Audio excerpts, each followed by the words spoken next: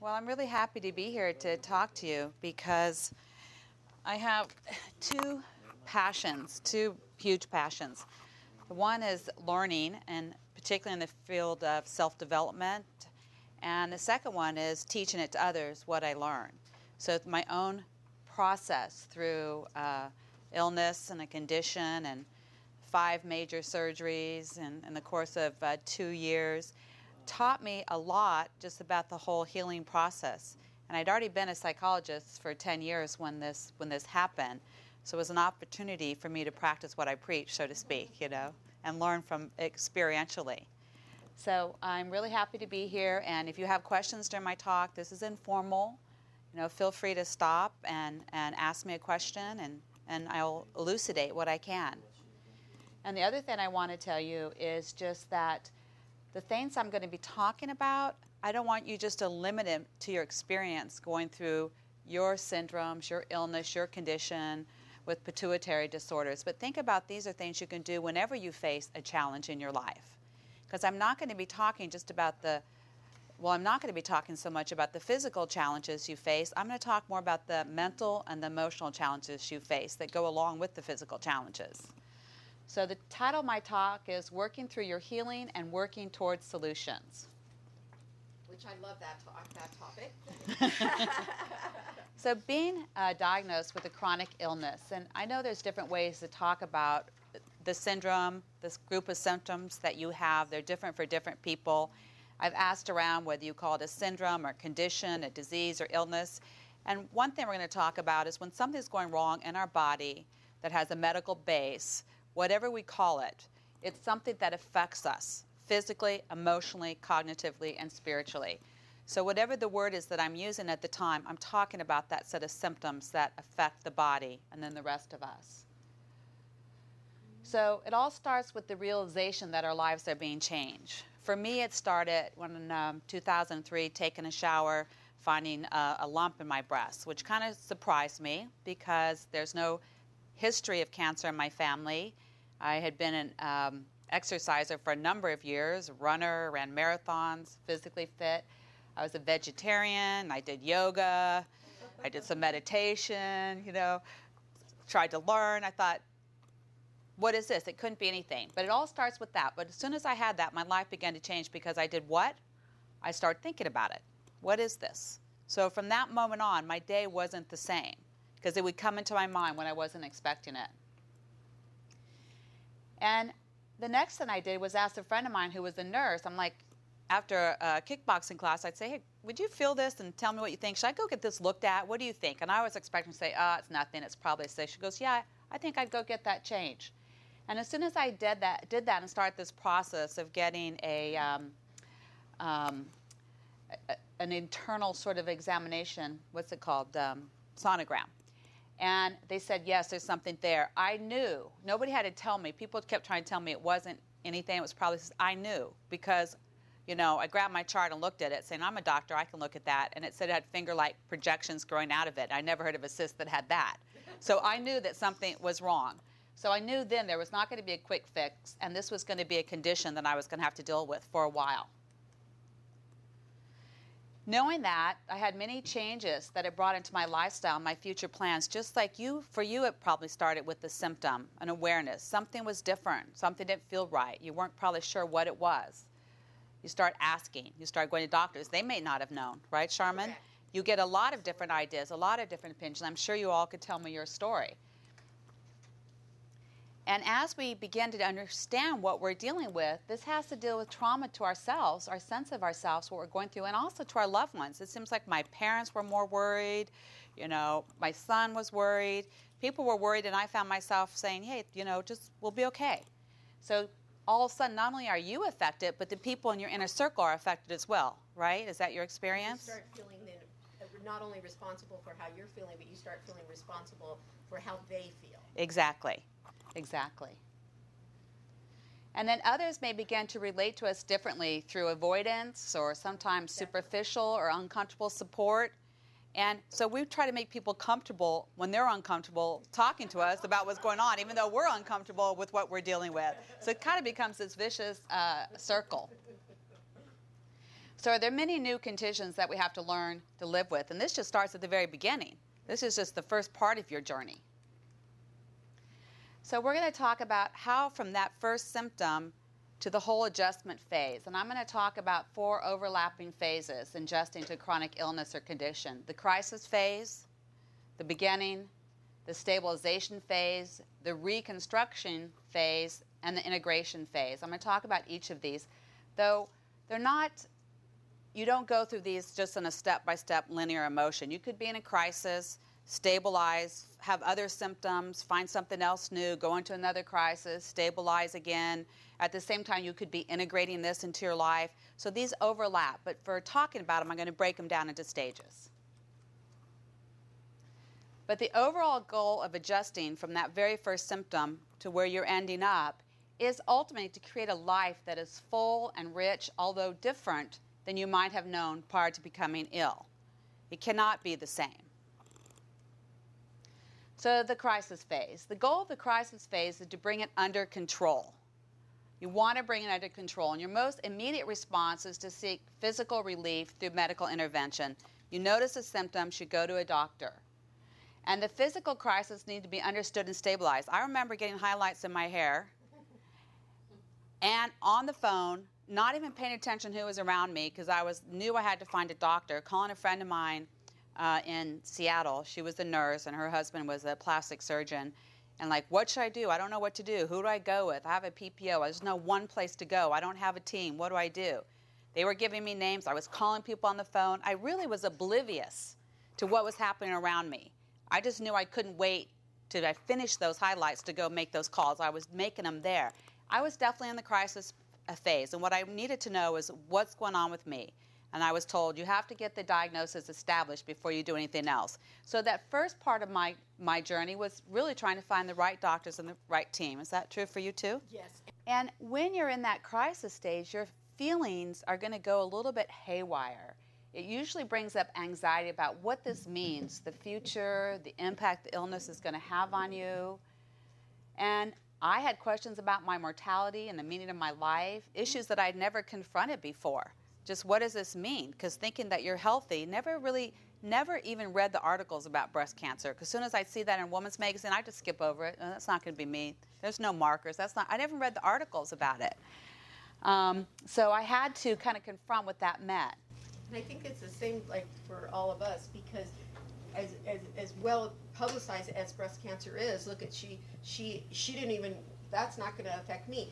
And then someone with a hormonal or pituitary disorder, there's not even an article to even look at. Right. So now you've got even more of a mystery of what's going to go on with us, you know. That's right. So it's really important to explore these topics and to express your feelings and concerns to people that you trust in your life and talk about what you're feeling, not try to hold it in. Because whatever we don't talk out, we tend to act out. We may even act it out unconsciously. We may act it out through lack of sleep or a sleep problem or irritability or fear or withdrawing or isolating. So it's really important to talk these things out. The first question you might be asking yourself is, why is this happening? I decided when I got my diagnosis to go to a psychologist, even though I am a psychologist, who had breast cancer that my doctor had, my surgeon, and she was on a list of providers. I went to her. She'd written a book on breast cancer, and the first thing she asked me is, what does the illness mean to you? Why do you think it happened? And I was like racking my brain, like, okay, I've been eating well. What did I do wrong? And I was thinking, am I to blame somehow? Was that last relationship, that was really a killer, I guess, literally, did I stay in it too long? What did I do? Was I holding my feelings in? Something, is this karma, what's coming back to me? I started thinking about things from my childhood that I might have been exposed to. And I kept trying to think, why? Why me? And some of the initial responses could include, and I'm curious, did you ask yourself this question, why me? Yeah. I think pretty much all of us asked, did I? It's yeah. The same thing. Did I do something, not even so much did I do something to deserve it. Right. Believe, that crosses your mind, but did I do something in my life that caused this? Yes. Very much so. I remembered when I was a child living in Fort Knox, Kentucky. My dad was a military service officer. and they used to spray bug spray. And they would come through in the summer to spray the bug spray, and the truck would come. As soon as we heard the truck as kids, we'd run up there and we'd run through it, back and forth through it. Yeah, did you have that? Because see, you're from the East Coast, and we thought it was so much fun. It was like smoke, and we were like, and we just, and we did that the whole summer. And I started thinking, was that it? I was in Germany when Chernobyl happened, and the rain cloud went over us, and they said stay inside that day. But unfortunately, I didn't get that message, so I got home that night, you know. So I was like, whoops, too late. So you start thinking, what could have been? What might I have been exposed to? And, you know, somehow, was I to blame? Should I have known better? Should somebody have known, but who was to blame? And you experience these negative thoughts racing that distract you a lot of the time, if not all the time. That happens. And you might even feel sometimes like you're going crazy just because you can't get your mind off your feelings and your fears and your anxieties. And I don't know if any of you had that feeling, like just my life just is not normal. And how do you have a normal conversation? So during the crisis stage, one thing that I started doing right away is keeping a journal, because it allowed me to express my feelings, thoughts, hopes, and fears, and also allowed me to explore the experience and make meaning of it, because it's the making of meaning of our experience, making meaning of our experience that is first part of the curative factor, is making some meaning of our experience, whatever it is to us. And it will be different for everybody. So you'll see, I actually copied last night, I put my first journal entry in here. This was 9/10/03, and you can read this. Okay, life is sometimes reduced to a few key moments. Yesterday, 9/9/03 was one of them. There is a sense that everything has changed inside myself. I do realize that this is the first moment of the rest of my life, a life that will probably change, a life much more than it has ever been before. Can this be a gift from God, awakening to a new life inside me? That's how I choose to see it. So I kind of went into my spiritual place and thought, maybe this is going to make me a more empathic therapist, a better counselor, a better person. And here I watch my clients go through so many challenges. Not that I haven't had other challenges in my life, but this was a challenge. And so it was kind of like, okay, Patti, this is your turn. You know, are you going to practice what you preach? Are you going to practice emotional regulation? I'm like, no, I'm not. But then I calmed down and decided, well, I guess I don't really have a choice. I'm going to have to. I'm going to have to like treat it and beat it and not be beaten by it in some way, was the thought that I had. So practical steps for the crisis phase. You have somewhat of a decreased ability to respond to others at this point. And even if you have this internal dialogue going on. So your energy should go into focusing inward on your needs. And you may say, this is hard to do. I have family, kids, job, pets, dogs. But you have to find that time, because it's very important for you to go within, because even what's happened to you externally, which everybody can see or talk about, it's the internal process that really creates the pain. It's the internal thoughts, it's the internal emotions, it's the internal response or reaction, hi, welcome, that begins to kind of create some of the thinking and the thoughts and the feelings that help determine the direction we're going to go in the challenge. So you have to work on staying relaxed and letting your energy going into healing instead of fear. And one way to do this, it's called compassionate attention towards yourself when you feel emotionally distressed. How many, when you feel emotionally distressed, might think, I don't have time for this right now? Absolutely. Or this is a weakness. I grew up with a father who's a 2-star general, so you can sure we got a lot of compassionate attention. Not, it was loving, but it was, let's not have any tears around here or any emotion. So toughen up. Get through this. So it did give me a great resiliency and toughness, but it took me a long time before I could really feel all my feelings. In fact, the first time I decided to write an affirmation for myself. I give myself permission to feel all my feelings. The next day I wrote, I give myself permission to feel a quarter of my feelings. I figured I better take it one step at a time. Well, and I think this is good, too, because the men, a lot of men, women have kind of dealt with hormonal issues yes. Their whole life. but men do not. Mm-hmm. And so it's much harder when I when I speak with men about the hormonal conditions, because the first thing that society thinks when you say a hormone, the first thing most people go, testosterone and crazy women. Yes, that's right. Yeah. So that's what our society has stereotyped when you speak of a hormonal imbalance, or you know, and so I think this is good for the men in the group too, to realize that the feelings are not negotiable; they're real, and it's okay. But there's few places a lot of times for them to go, and especially if they're a father and they don't want their wife to think they're weak, and like you were saying, right? And same thing. I get a lot of single parents, so they have to be tough, toughen it out. Right, and while there's times you want to put boundaries around your emotional expressions just because you need to function in the world, there's other times that you need to allow yourself to feel it. And when I say compassionate attention, what I mean by that is the word compassionate means come, pass on. Don't try to block that energy flow. So even if you can find 10 minutes or 15 minutes in a day where you sit with your feelings, even now, because I know all of us have things that happen in our life unrelated to our syndrome that affects us emotionally. And we think, I don't have time to deal with that. If you can just allow that feeling into your life, whether it's sadness, whether it's fear, whether it's anger, then allow it into your life. Just say, oh, there's that feeling of fear. There's that anger.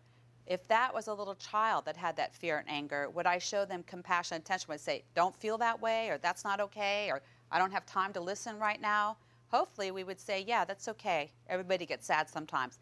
So if you allow yourself to feel that feeling, and you don't have to do anything with it, just allow yourself to feel it. And then just say, come, pass on. It's like being gentle with yourself, giving your feelings attention and allowing them to pass on. Because when you try to block them and you try to prevent them, it just becomes an energy block, and it shows up someplace else in your life. It does show up someplace else in your life. So think of that when you think of that. Just come, pass on. So we have a negative feeling, fear, anger, grief, which I call the unholy trinity of negative affect. If you have that unholy trinity of negative affect, instead of like trying to block it or blame somebody else for it, because that's the other favorite thing, then just let it pass on.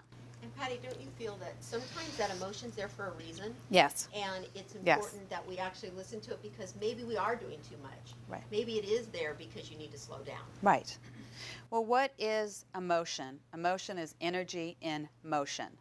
It's just energy in motion. And when energy is in motion, it's also information. It's something for you to consider. And what you get from it, or what you consider, is different from everybody, but it's not just something to be inconvenienced by, because it does give you information about you. So when the anxiety comes up, when fear, anger, or grief comes up, the first thing you can do is to do a diaphragmatic breath. It's a deep breath that calms your body.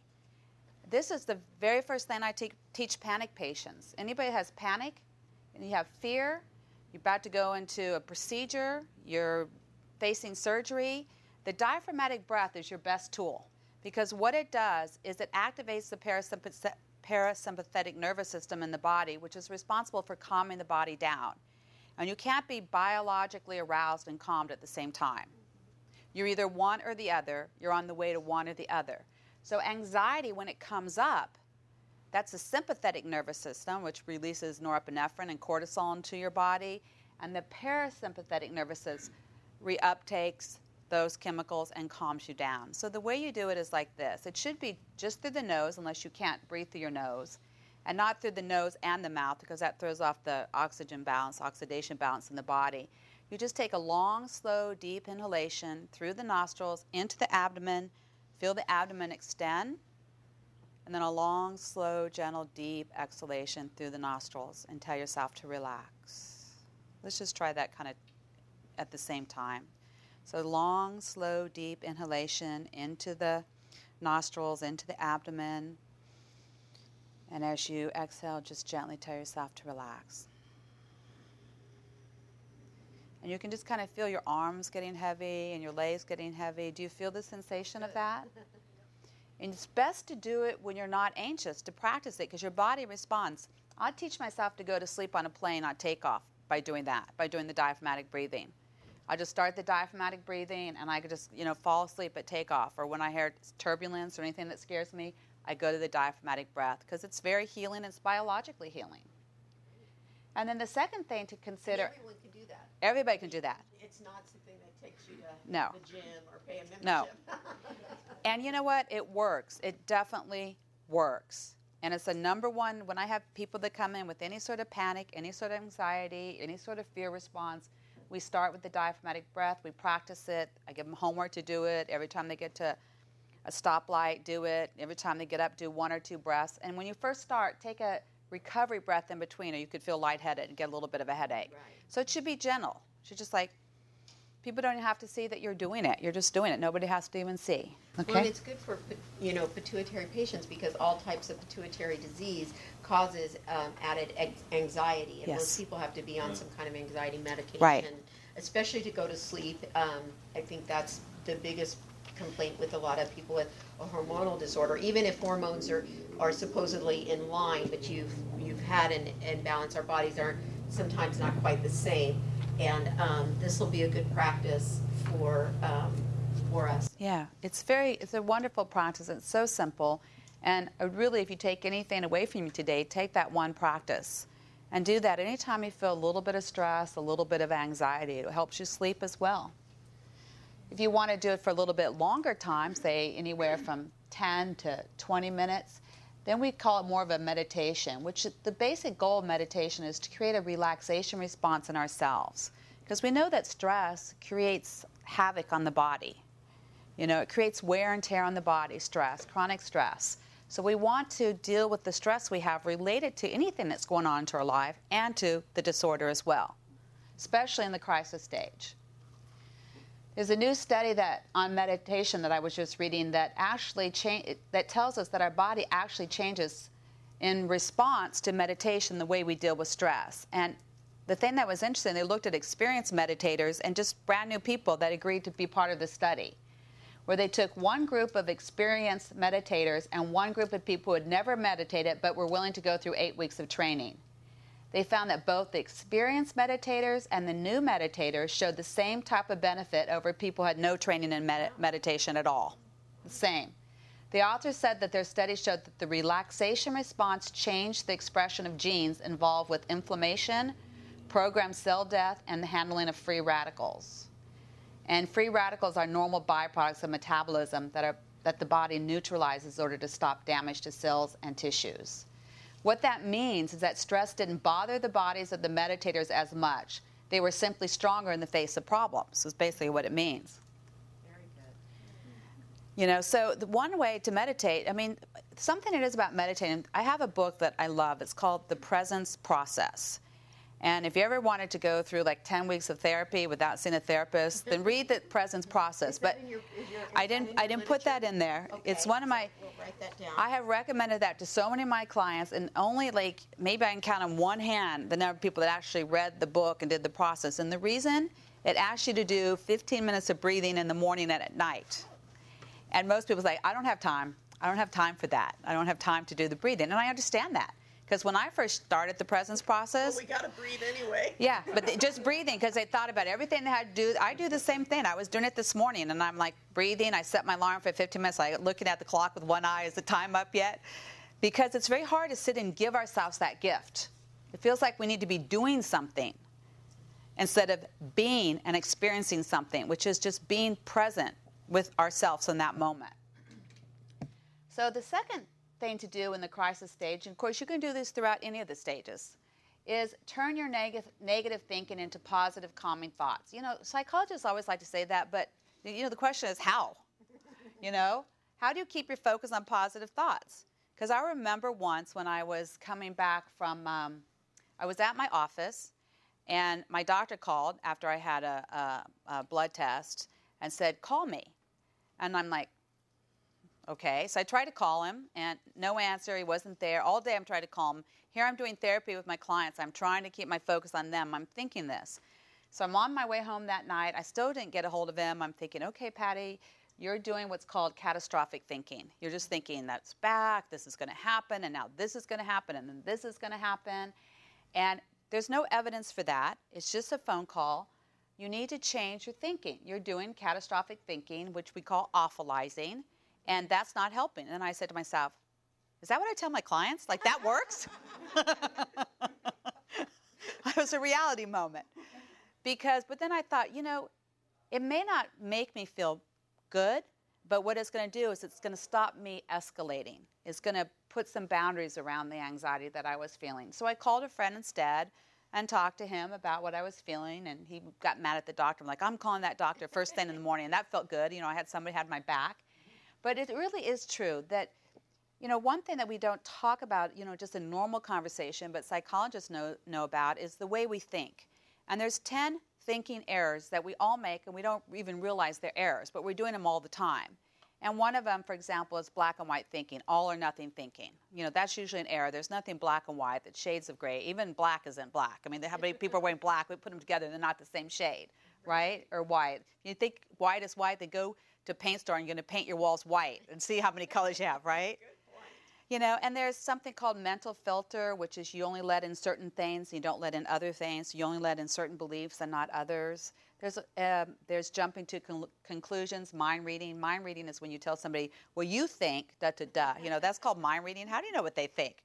But we love to do that when we're couples. Well, you think. Well, no, you think. Well, you think. Well, you think. And we tell each other what the person thinks, and we get defensive and we get nowhere. Has anybody been in an argument like that ever? Well, Patty, this is a perfect example of what I deal with patients who call me and they go, I know my doctor thinks I'm crazy. I know my doctor, and I said, did they actually say that to you?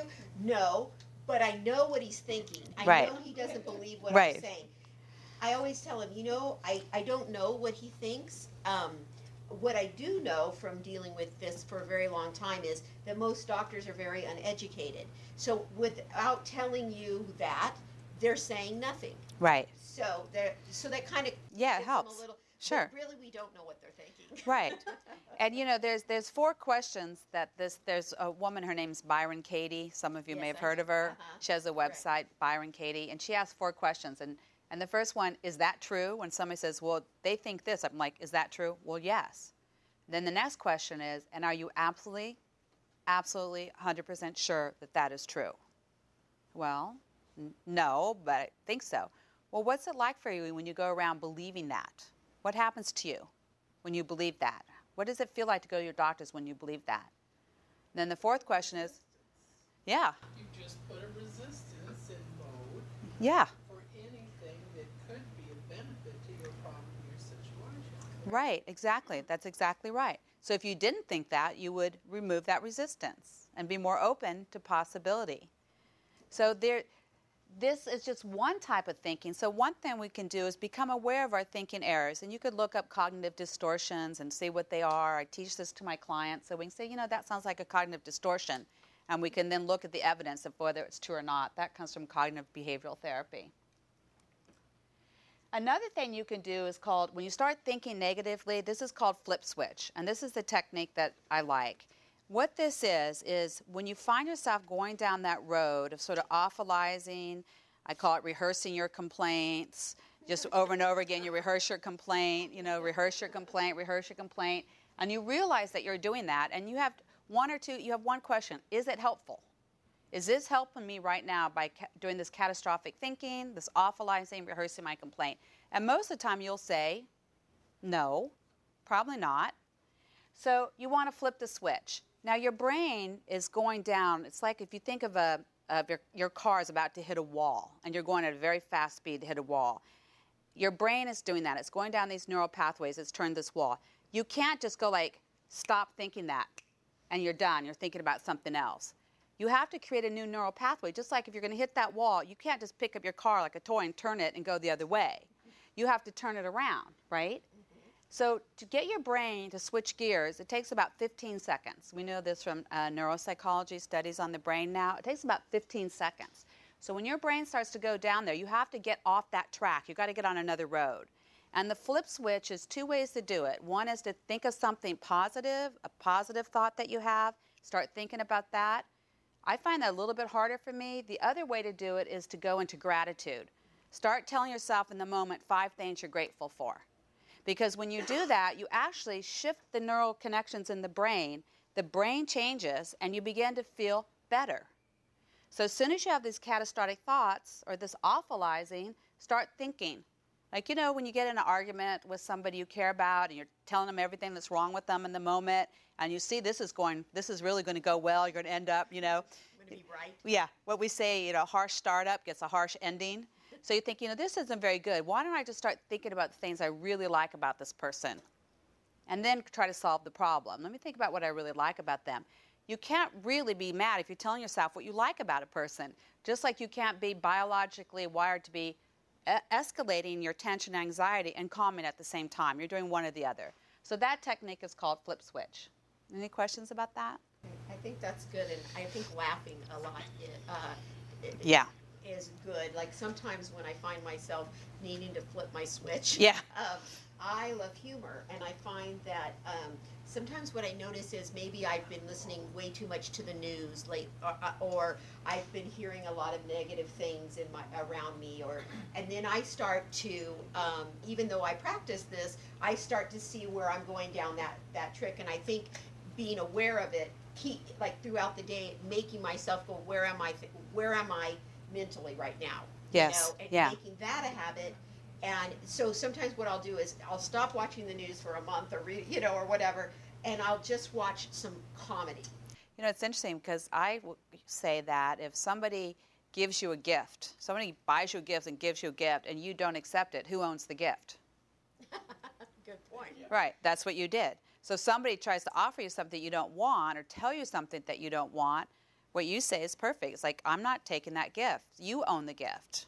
Yeah, what I teach some of my clients to say, if somebody does what you're saying, gives you a gift, you don't want it, they tell you something, you can say, and you're telling me this because? Because you give it back to them, then they have to explain themselves. Like, that color doesn't look good on you, and you're telling me this because? Then they have to explain, Yeah, so it's what you said, you just give the gift back if you don't want it.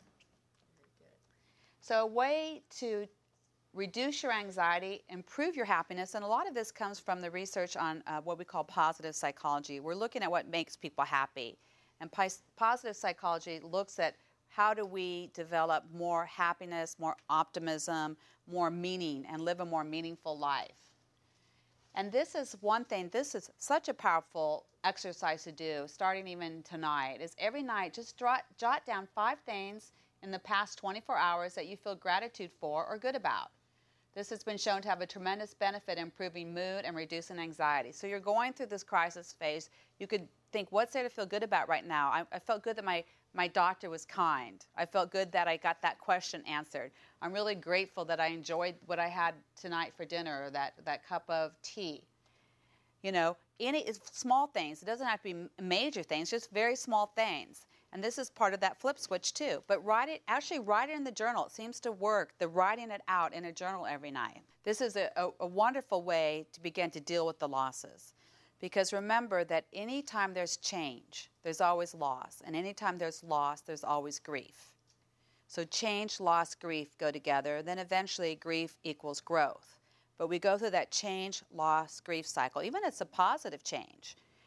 People that are happy, they have children, and then they're coming to see me like, I don't have any sleep, I don't have any time for myself. They're grieving the loss of what they had before, a certain amount of freedom. So change, loss, grief. When your body changes, there's loss. When you have losses like that, there's grief. When you don't have the same experience. Your job or your different things about what you could do before and you can't do now. Yes, and so you're going to want to process that, feel it, talk about it, express it, and then at a certain point, you want to also switch over and balance it out with the gratitude. I'm grateful that I still have this. I'm grateful that I have this. I'm grateful for this today. Because it improves our mood. That's why we do it. What is the payoff for increasing my sense of gratitude? Because it improves our optimism, our mood, our happiness, and our resiliency. Yes, because gratitude means great attitude. Oh, that's good. Gratitude, great attitude, Yeah. So think about gratitude having a great attitude, because we have the experience we have. We can react to our experience in ways that are unconscious or automatic or common and unhelpful, or we can respond consciously to our experience. And we can dwell on what we can't do, or we can Right. look at what we can do. Right. And when you feel like you're in that place, you're dwelling on what you can't do, then show yourself some compassion and attention. Know you're grieving and let it come, pass on. But don't get stuck there. Don't make a career out of your illness. Do not make a career out of in the sense that it becomes your predominant feeling of loss that you focus on. Like some of my clients may get a divorce and they're still talking about their divorce and the pain of their divorce. 30 years later. And they've made a career out of their divorce. Now, if you went back to law school because you didn't like the way you were treated and you became a lawyer, it's a different make it a career out of your divorce. It's make it a positive change from what you learned as a result of it. That's different. Yeah, well, I think first the bitterness you feel and the anger you feel needs to be acknowledged and validated, and for a while that's really happened to you, and that really does, it's not fun, doesn't feel right, doesn't feel fair, especially with the pre-existing condition with insurance. It just feels like it was unfair on so many levels. And once you really get the sense that people see that and validate and you feel that, then you make kind of that decision. Now what? I could rehearse my thoughts about this for a long, long time. And if I do, what will be different in my life? And if I don't want to do that, what can I do differently and get the support you need and people to help you with that process who've been through it? But I think we have to acknowledge that you have real reasons to feel that sense of loss and bitterness, first. Because you got to kind of process that first and talk it out a little bit. Yeah, and all of these things we're talking about are things that you can focus on. But again, it's like you said, Sharmyn, that not being talked out of your feelings and not being talked out of the real losses that you've had, and to allow you to feel those for as long as you need to feel them on your road, on your journey to recovery, to integration. And that's a process, and it's different for everybody. Nobody has the right process. But what you do as you go through the process is you allow yourself to acknowledge what you feel, be validated, spend time with it, but you don't want to do things with it that create more suffering. Like the negative self-talk finds ways around that. And you mentioned like the why. And what I want to say about that is this, is at some point we just have to surrender the why questions. Why has this happened to me? Why do I feel this way? Why did this happen? Because we may never get an answer. And I call that being on the why merry-go-round. Have you ever seen a merry-go-round? You've been on a horse and you're on the first horse and you're like, why did this happen to me? Oh, well, because it happened to somebody else in my family. So you get on that horse, you're on the next one. And why do I feel so bad? Well, because I've lost my job. People don't understand. So you get on and why is this? Well, because then my insurance didn't cover it. I feel betrayed by them. So by the time you're done, you have all these answers to why, and you're still in that merry-go-round. So after you've gone around that, some people, spend a long time on that merry-go-round. I've seen some people that spend a long time in that. And sometimes I would say, the statute of limitations has run out on your childhood wounds, because at some point you have to ask yourself, how and what? How is this impacting me and what can I do now? So you have to get off the why merry-go-round and get on the how and what at some point. And that begins a different sort of relationship with your illness. And it starts setting you on the path towards integration. It's like the gambler's fallacy that people think if you flip a penny and it came up head 6 times, you have a better chance of it coming up tails the next time. No. You have exactly the same chance of head or tails, even if it came up 10 times. So, that's kind of scary to think about that. But just because we had one tragedy doesn't mean that we wouldn't have another one. The one thing is that I did hear these statistics. So if you win the lottery, you have a little bit higher chance of winning it again. Oh. And I think the reason is that people must have this belief, I am going to win the lottery. I'm going to win it. So maybe they buy more tickets. They might buy more tickets, have more money. Yeah. Well, Some of these questions I might answer a little bit further down, so I'll just go a little bit further down. We'll come back. This is just one thing I think is very helpful, and the research shows this is true because we're still talking about that crisis stage. If you are feeling that anxiety, that fear, you take a card and you write on it 8 things from the easiest to the hardest that help self-soothe. Like the first one might be diaphragmatic breathing. The second one might be say a prayer. The third might be an affirmation. The fourth may be read a book. The fifth one may be watch TV. The sixth one may be laugh. The seventh one might be take a walk. The eighth one may be, do something else. Talk to a friend, pet your dog. So I will do this with my clients, and I say, okay, when you have anxiety, take your card. When it starts, Start with 1, 2, 3, because I know that these techniques also calm the body down physiologically. They're not just tech gadgets. And I say, when you get to number 9, call me. Here's my cell number. You get to number 9, call me. But only after you do 1 through 8. You know, nobody's ever called me. Ever. Maybe they think they can't call me and say, well, no, I didn't, but I'd call you anyway, you know. Because I'm just like, did you do 1 through 8? Because by the time they get it done, it's like maybe 2 hours later, so they probably calmed down anyway. The panic has passed. But the 911 card, our research shows if you have 8 things from easiest to the hardest that self-soothe, including the diaphragmatic breathing, that just taking out the card and holding the card, we found the support groups like this calms the body down because you have something to do. And that's in our literature. Yeah. That's in our, Yeah. good. The law of focus is this. Whatever you focus on gets bigger. So if y'all just like focus on me right now, and everybody just see me. You all can see me, right? Because you're focused on me. Now I want you to focus on the wall behind me. Just focus on the wall behind me. Now focus on me and the wall at the same time. You can't do it. I watch your eyes. They go back and forth. Because your mind only can really focus on one thing at a time. So whatever you focus on gets bigger. Whatever you focus on expands. So if you're focusing on your complaint, what's going to get bigger? If you focus on gratitude, what is going to get bigger? It's a law of focus, an immutable law. You don't see people walking down the street. Say we're all walking down the street together after this, and we see somebody fly up in the air, and we go, what happened to her? We're like, oh, she doesn't believe in gravity. Another one. You know, you don't have to believe in the law of focus to know that it works, and I'll show you right now. Now, what was Arnold focused on in the first picture? What do you think he was focused on? Yeah, he was focused on himself. And working out. Yeah, he was focusing on lifting those weights, and what happened? He got what? Bigger. The law of focus. Now he's not as focused as much on the gym. Sorry, Arnold. I hope I don't get in trouble. I'm in California. Yeah. Boy, politics will kill you. I know, but I just had to put that in because I use that metaphor when I talk. Like if you do bicep curls, if your muscle gets bigger. If you're in a cast, it gets smaller. It's just whatever you focus on gets bigger and increases, and that's our mental energy and emotional energy too. All right, so how are we doing on time? We're good. Okay, stabilization phase.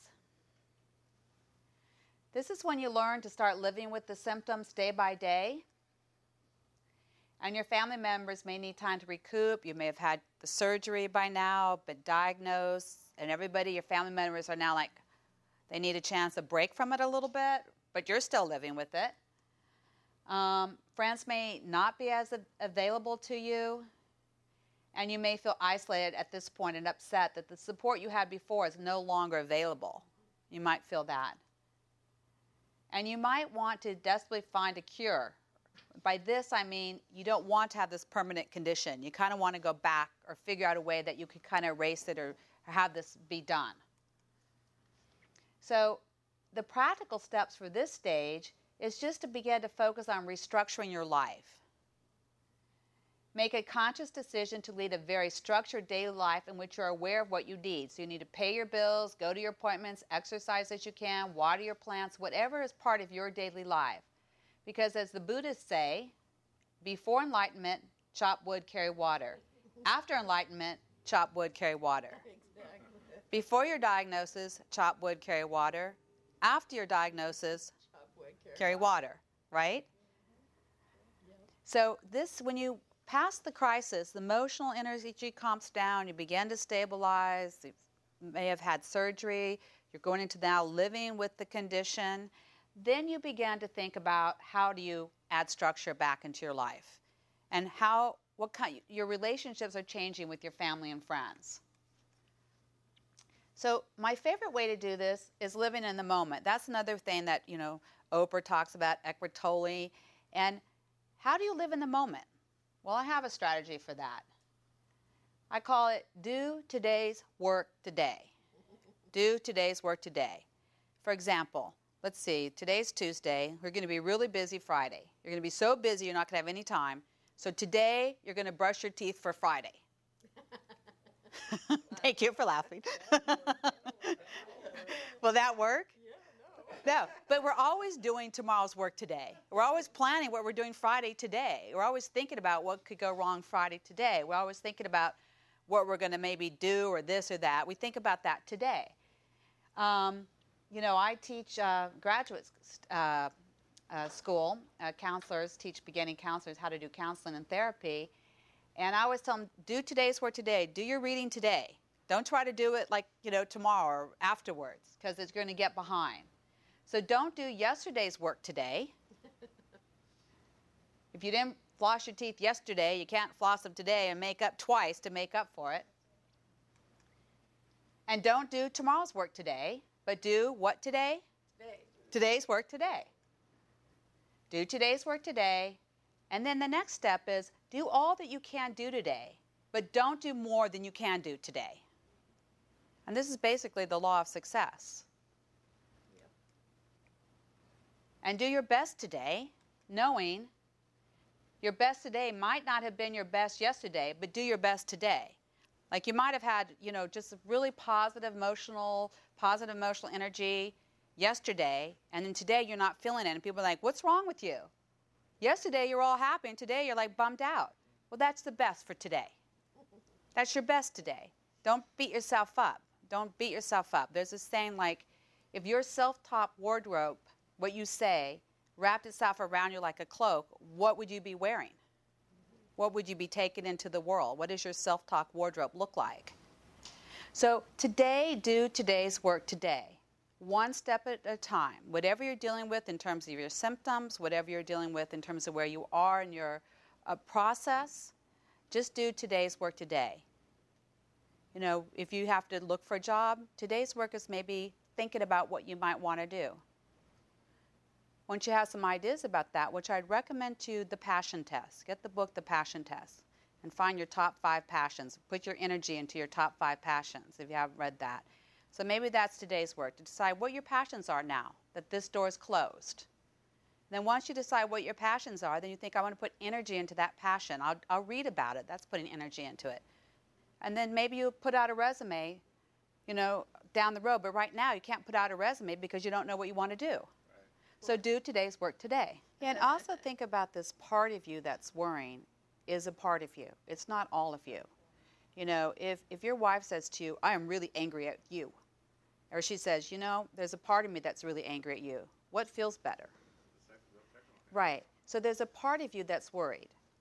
And there's a part of you that's probably thinking about your future and providing for your family. And so that part of you is worried. There's another part of you that's embracing this change.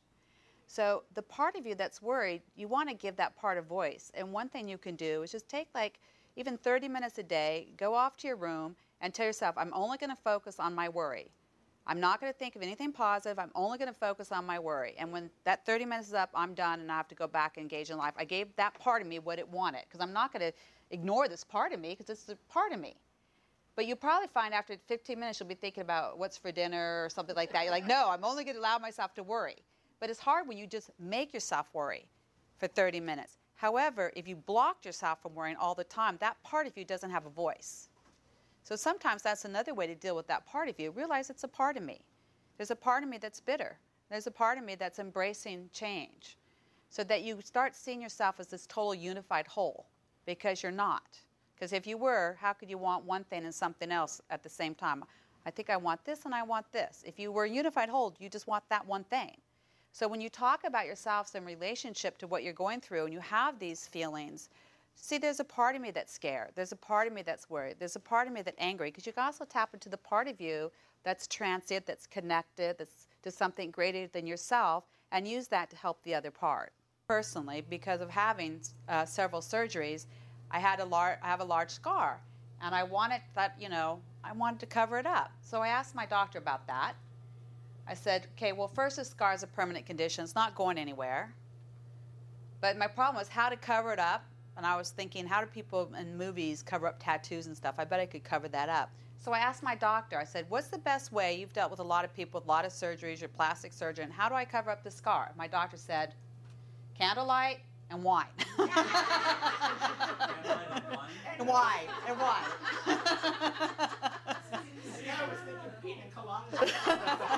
Hey, So, whatever. problem solved, It is a condition, but the problem, I thought, is that really necessary to cover that? So just thought I'd show. So differentiate between problems and conditions, because some of the things that you're dealing with are problems that can be solved in particular ways, and others are conditions, and you cope with them with the gratitude journal, the 911, the flip switch, and some of the things we've been talking about.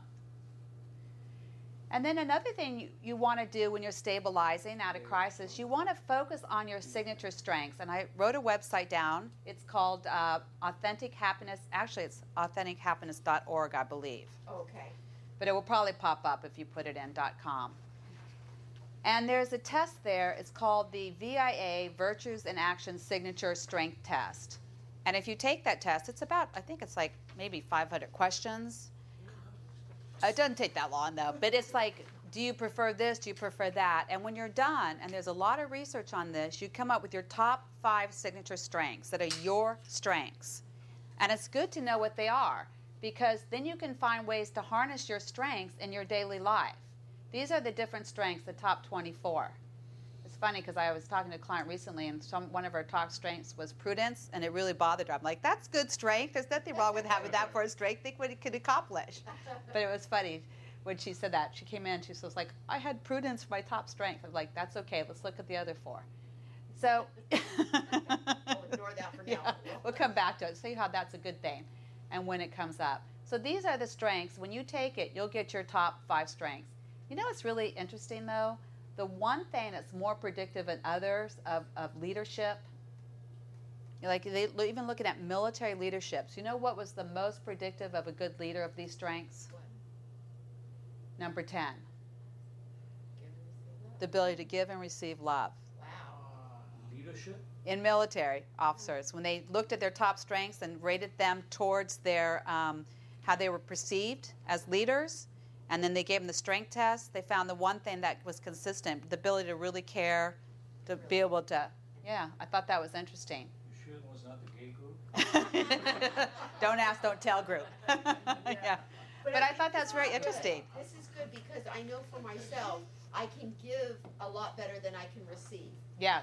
And I think that's something we could, that's just, and you have to remember, it's just as important to receive as it is to give. Yeah. And it's interesting. I know one of my top strengths, curiosity and love of learning, was 2 of my top strengths. Number 10 was in there as well. Let's see, I don't think 17 was. Modesty and humility, but there's probably somewhere in there.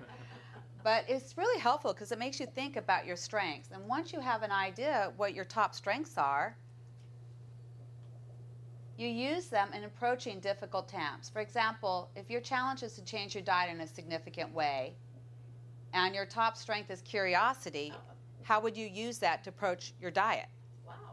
You'd be curious about foods, what they do in your body. Instead of thinking, wow, I've got to change my diet, you'd think, okay, I'm going to take my strength to be curious about this. What can I learn about this? Very good. If your top strength is gratitude and you had to change your diet in a significant way, you'd think, how can I use gratitude as I approach this? What can I be grateful? That this food is available to me, that I have the knowledge about it, that it's accessible, that it will help my body, things like that. So look at what your challenge is and then think about your strength and ask yourself, how can I use my strength to deal with this challenge? I like that. And it will give you a readout of your top strengths, and it's really worth doing. And then in the stabilization phase, you also want to find support in other people. And you want to use supportive help from other people that is available to you. Like being in this group here. That taking your time to come and be here today is so important, and it's such good self-care. You know, I have a saying, there are no happy hermits.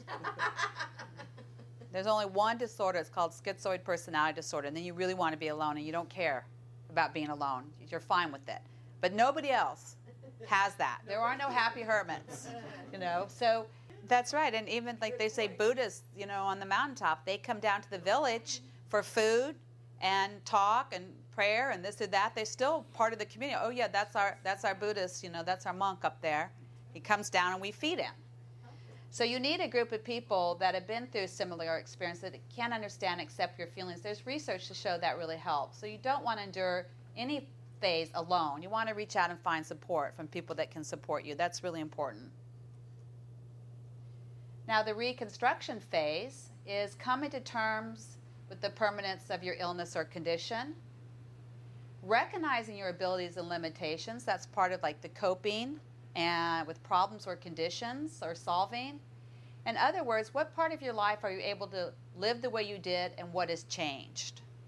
Because, That's very good. and that trust that things will get better because they probably will. It does get better. This one thing is like our lives change. Change is the major part of our life that stays constant. You know, I also recommend during this time you continue to keep a diary because we find that it can be a great help.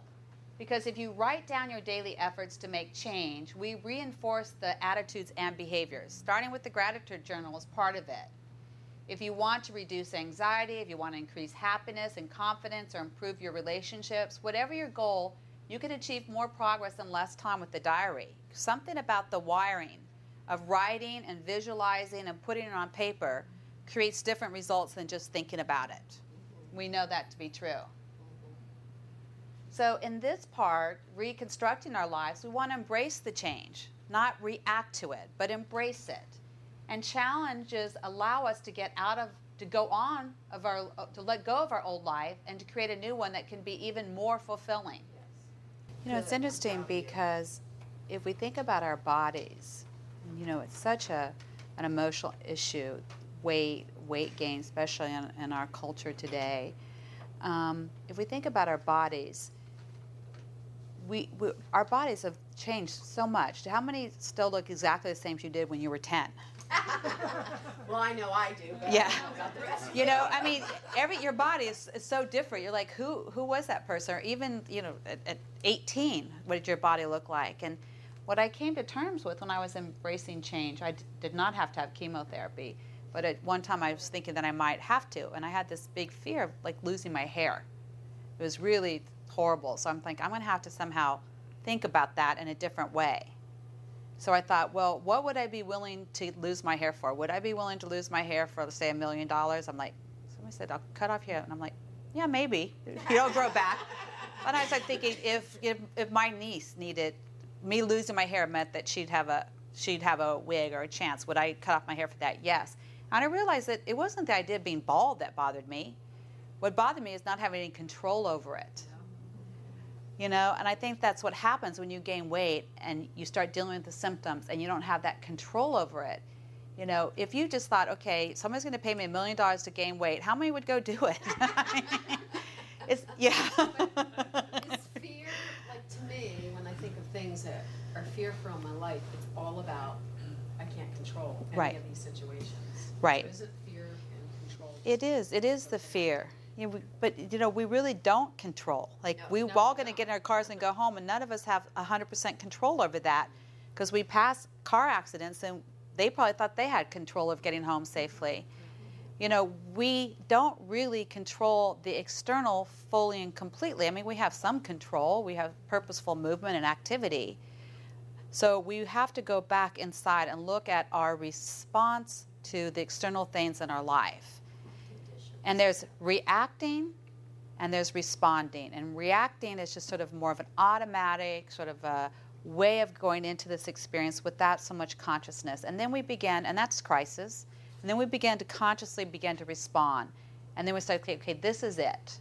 Like for myself, for breast cancer, I don't wear pink or go on a march or any of that. And the reason I don't is because that happened to me, but it's not who I am.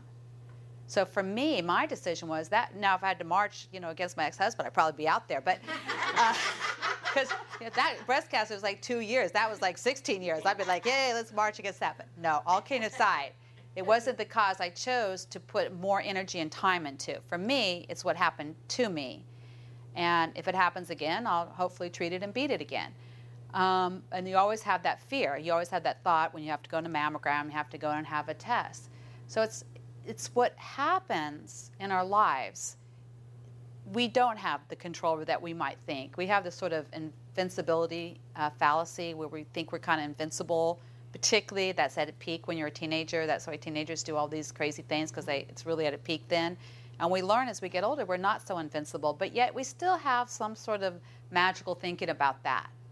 So when we embrace that some changes are going to come to us. I mean, aging is going to come to us. We can't stop that process. You know, that's going to happen. We don't really have control over that. We just respond to it. We make choices about how we age, how we mature, how we get older. We make choices how we handle symptoms. We make choices how we handle relationships. We make choices how we handle when people do things that aren't very nice to us, that are in our lives, or even strangers. You know, so this is part of, on a continuum. It's part of that. So none of us have really been singled out like, this is your illness, this is your symptoms, this is your disease. This is the one thing that is showing up in our life for us to show the illness who we are. Because we're not that. Yeah, really. What's the alternative? And you know, it's not a good prognosis. Nobody gets out alive. Right. But Right? no longer, I'm grateful for each day that So comes. every day that we're doing today's work, we're in today and doing that work that and I'm going to talk about finishing up with savoring. Savoring your day, like you're saying. Getting up and saying, wow, I'm here. I can enjoy my grandchildren. You know, and all of these, it's just a journey that we're all on. This is my journal entry 3 years later, talking about diaries, September 21st, which is my birthday, 2006. Oh. And you'd have fun with your journal. Allow God to work through me, inspire me, to reveal to me new ways to express my potential in business, adventures that ultimately serve others. So that's part of me being here today, is what happened as a result, wanting to talk and serve others more. And then I still didn't know how that was going to manifest. And so this is how I did it, the new me being unveiled.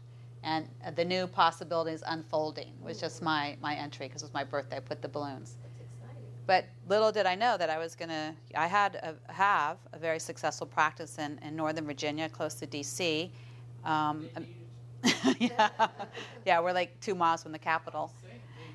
And own it with 2 psychiatrists and 8, 9 mental health professionals that work there. And I'm in the process now of selling that. And it's not because I necessarily needed to or wanted to. It was very successful in terms of serving a lot of people. But I happened to be in Vegas and met my new husband. So now I'm in California. Logistics, you gotta do it. So I embraced change. I let go of my house, friends, family, and my job to come here and start again. So it's kind of the new me is still being unveiled, and that was 2006, because you really don't know where you're going to end up. But like I said to my friends, how could you sell your house? How could you leave your business? I said, well, you can always work. You can't always find love. So here I am, you know. That's a great one. Yeah. And then just taking this a little bit further, in the reconstruction phase, remember you had your crisis, you stabilized, now you're reconstructing how you see yourself. It does bring a heightened sense of self-control. And while your doctors are still important, you become aware that it is your own decisions and actions that determine how successful you will be in dealing with issues at this phase. And you will begin to understand that your illness is not the focus of everything in your life. You had life problems before your illness, you have similar problems during your illness, and you have them after your illness. Dang it. I know. And finally, we move to sort of the integration phase. And the final phase is when you have integrated your pre-crisis self into your current sense of self, so your life can be seen as a whole.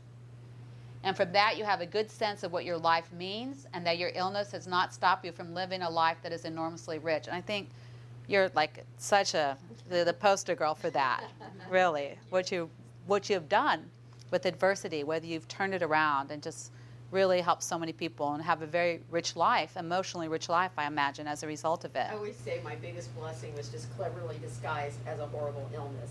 And I honestly mean that. Yeah. Because who would have ever guessed when I was going through this for 7 years and begging to have my life back, is what I said at the time.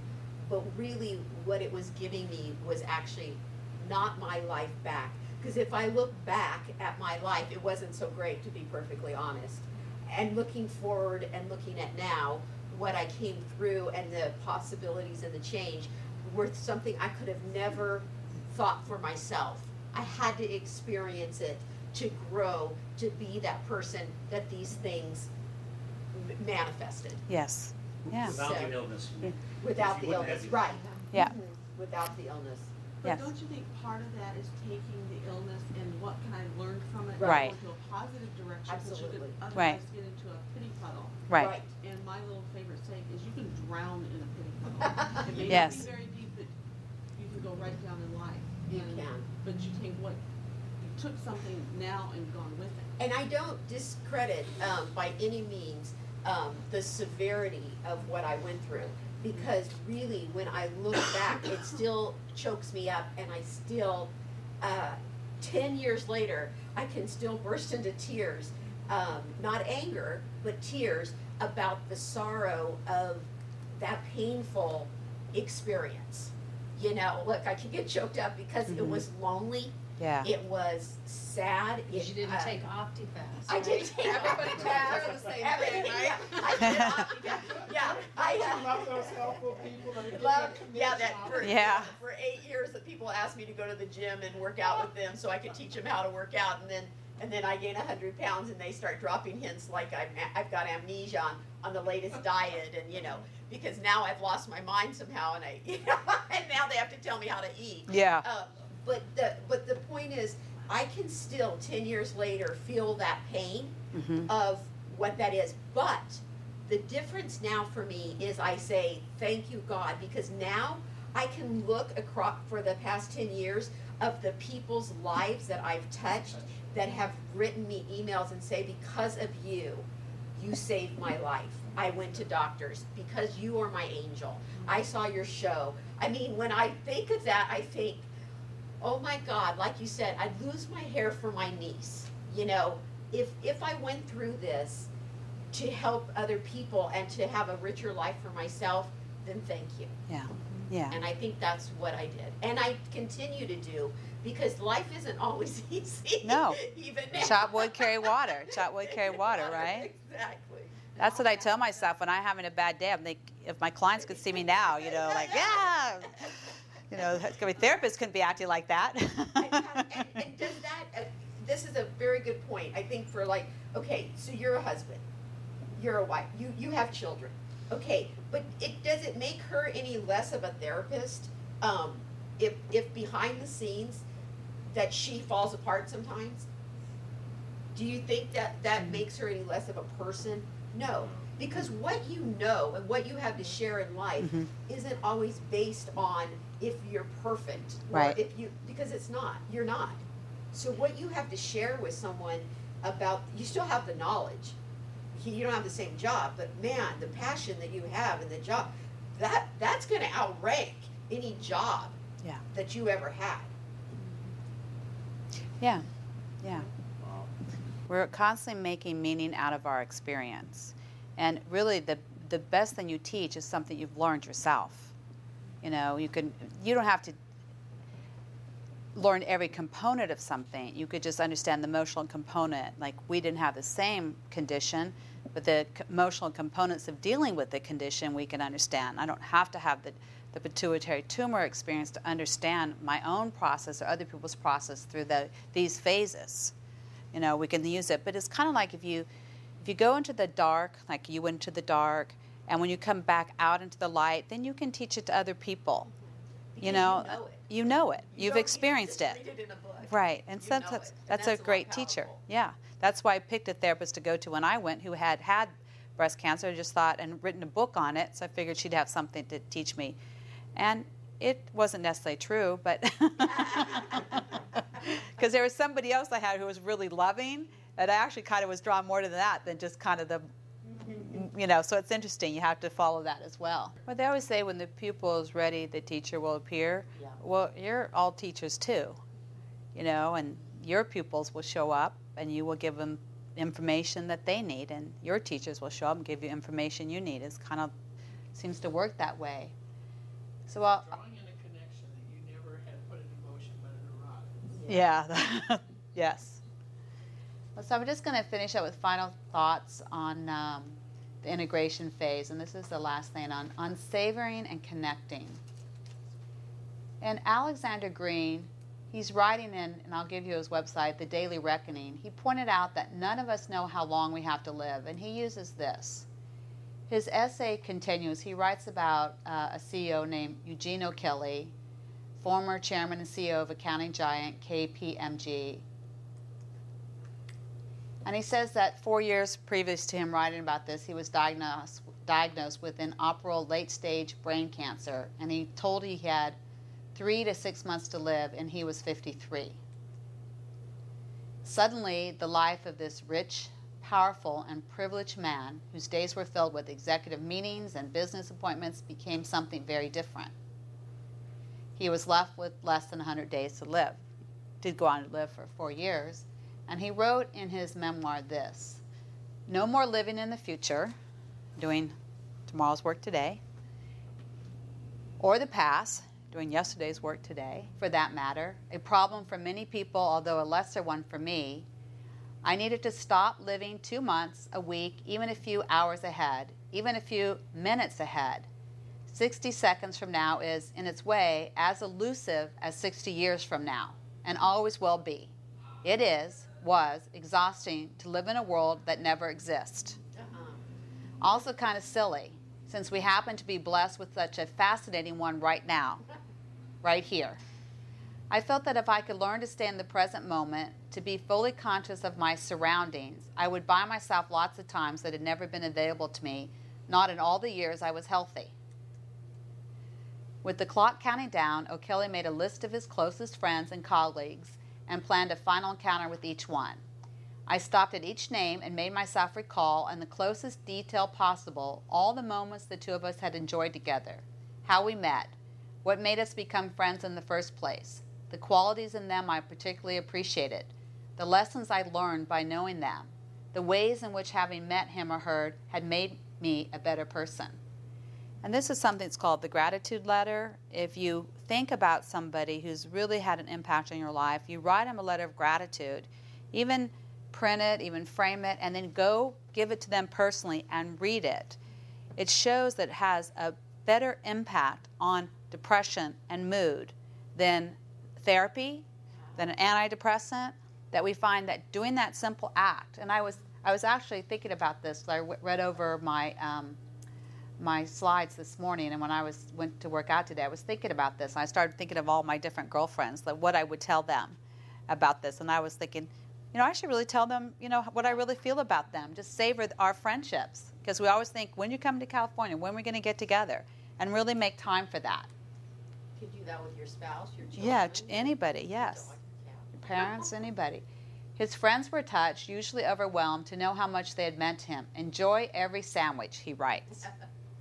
Most of us promise ourselves that one day, not too long from now, we'll slow down, we'll spend more time with our family, enjoy a lazy day out with friends someday. O'Kelly has 3 words of advice. Move it up. Not to someday, but today.